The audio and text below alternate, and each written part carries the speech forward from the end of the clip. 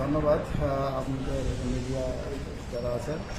আমরা আসলে এই ঘটনার বিবরণ যদি বলি, আমরা 12:30 সময় সংবাদ পাইলাম যে এস.এম. কর্পোরেশন শীতলপুর একটি শিপইয়ার্ডে অগ্নিকাণ্ড সংঘটিত হয়েছে। সংবাদ পাওয়ার সাথে সাথে আমাদের কুমিরা ফায়ার স্টেশন থেকে 2টি ইউনিট ঘটনাস্থলে আমরা চলে এসে এখানে দেখতে পাই যে শিপইয়ার্ডে অত্যন্ত ধোঁয়া দেখা যাচ্ছে। আমরা তাৎক্ষণিকভাবে আমাদের যে পরিবাহী গাড়ি থেকে একটি লাইন খুলে আগুন নির্বাপন করার চেষ্টা করি, কিন্তু এখানে দেখতে পেয়েছি এটা হলো যে একটা ট্যাঙ্কার, অয়েল ট্যাঙ্কার।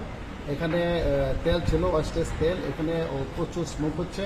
পরে আমরা পার্শ্ববর্তী পুকুরে আমাদের যে পাম্প ফিট করে 2টা লাইন বের করে এখানে আমরা আগুনটাকে চারিদিকে অ্যাটাক করে ফোমের মাধ্যমে অগ্নি নির্বাপন অগ্নির কাণ্ডটা কন্ট্রোল করি এবং দীর্ঘ প্রায় 3 ঘন্টার মতো আপ্রাণ চেষ্টার কারণে আগুনটা আমরা সম্পূর্ণ নির্বাপন করতে সক্ষম হই।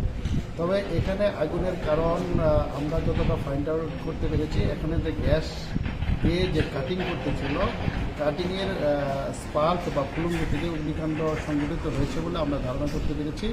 তবে এখানকার ক্ষতি এবং উদ্ধারের পরিমাণ এখনও আমরা সঠিকভাবে এটা নিরূপণ করা এখনও সম্ভব নয়। তবে এটা তদন্ত সাপেক্ষে এই ক্ষতি উদ্ধারটা আমরা আপনাদেরকে জানাতে পারব। আচ্ছা, কতজন ক্ষয়ক্ষতি হয়েছে? আমরা এখানে যতটুকু জানতে পেরেছি, এখানে টোটাল 10 জন লোক আহত রয়েছে অগ্নিকাণ্ডে। তবে অগ্নিকাণ্ডে দগ্ধ হয়েছে। কিরকম দগ্ধ হয়েছে? মোটামুটি দগ্ধ হয়েছে। আশা করি ওনারা সুস্থ হয়ে যাবেন, আশা করতেছি আমরা।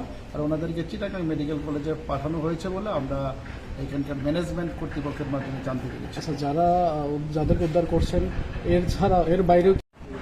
ধন্যবাদ আপনাদের মিডিয়া যারা আছেন। আমরা আসলে এই ঘটনার বিবরণ যদি বলি, আমরা 12:30 সময় সংবাদ পাইলাম যে এস.এম. কর্পোরেশন শীতলপুর একটি শিপইয়ার্ডে অগ্নিকাণ্ড সংঘটিত হয়েছে। সংবাদ পাওয়ার সাথে সাথে আমাদের কুমিরা ফায়ার স্টেশন থেকে 2টি ইউনিট ঘটনাস্থলে আমরা চলে এসে এখানে দেখতে পাই যে শিপইয়ার্ডে অত্যন্ত ধোঁয়া দেখা যাচ্ছে।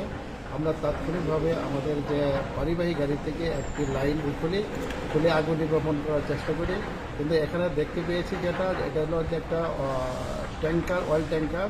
এখানে তেল ছিল, ওয়েস্টেজ তেল। এখানে প্রচুর স্মোক হচ্ছে।